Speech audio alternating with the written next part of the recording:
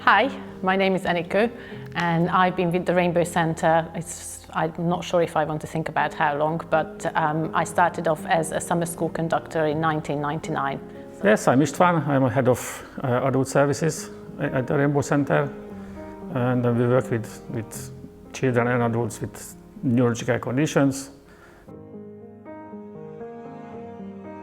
So conductive education is a pedagogical approach, so different a little bit to from the therapies, because we trained as teachers and as conductive educators, and the focus is on teaching the children and those children learning different skills. Our approach covers all areas of learning for the children, not just the physical. It's a problem-solving educational approach when people can learn different skills, different techniques which can help them to live a more active and more independent life. But they carry out different activities in different positions. Obviously the safest one is lying on a plinth. We break down all the movements what they need in their everyday life into small stages. So they learn how they can bend their knees, how they can roll over, how they can sit up, how they can transfer the weight from one leg onto the other, how they can balance safely, or how much is important to focus on the symmetry and the posture. But one of my favorite is this, the drum.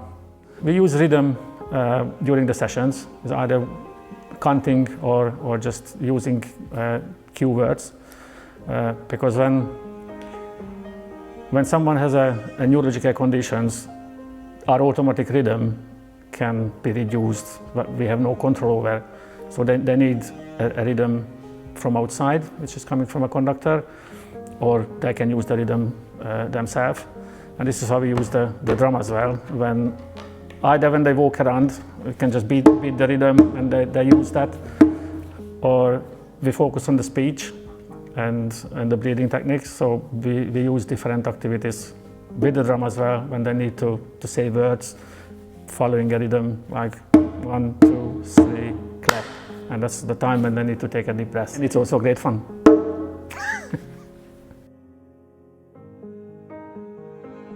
Conductive education for all those people who would like to learn, who they lost something, they find difficult to live the life they lived before. We mainly focus on people with neurological conditions such as multiple sclerosis, Parkinson's, or people who have had a stroke. When conductive education was first founded by András Pető, it was originally for children with cerebral palsy. We now really cover a wide range of conditions, even in the Rainbow Centre. We've got loads of children who's got cerebral palsy, but we've got children with genetic disorders, global developmental delay, and other conditions which actually go undiagnosed, so children don't necessarily have got a diagnosis. They join our family probably around the age of 1. Our youngest I've worked with was about 8 months old. So if they're lucky enough, they will join the Rainbow family very, very early on. And in our early intervention group, the families attend with the children. So it might be mum, dad, both, grandparents, carers. Anybody can attend the sessions alongside the children, because it's really important that we establish a really lovely, loving, warm relationship between the children and the people who look after them.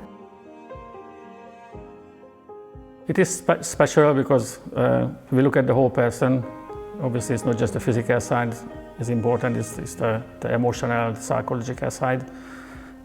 Plus we work with the families as well, because they need the support. The family members are quite keen to come in during the social time, because they can ask questions, or they can just share information what they experienced with the condition. We are special because we are Hungarians. We support the children first and foremost who attend the sessions, but the children start attending our early intervention group with their parents. One of the key principles of conductive education is the group. Because without the group, there is no conductive education. You know, traditional therapies work on one-to-one. We don't. You know, unless it's a very special circumstance for a special reason, we work in groups. A group of professionals working with a group of children and a group of parents. You know, there are tiny improvements in children development, which is just as valuable and just as important to the families and to the children. So, for example, a little girl who only just joined our baby group, so she was about 8 months old or 10 months old when she joined, and she cried and cried and cried all of the sessions, all of the time. And last week she managed a 2-hour session in Mum's arm, and she hardly cried, and she engaged and she smiled and she lifted her head up, but I could go on. Yeah, we used to work with a lady who had a stroke, and she loved being on a sailing boat. But obviously after the stroke, she was afraid to get on the boat again. She was afraid, what if she's going to fall off the boat or miss the step when she goes on and off the boat. So we started to teach her what to do and how to do it here during the sessions. And obviously during the sessions they improved their confidence, their self-esteem. Then she had the confidence to get back on the boat, and then she enjoyed it after that with her husband, sailing again. And we often get from parents that the reason they love coming to our early intervention group because they have got other parents there who might be slightly on this journey a little bit longer, and they can support each other, because at the end of the day they are the most authentic people to support another family in need.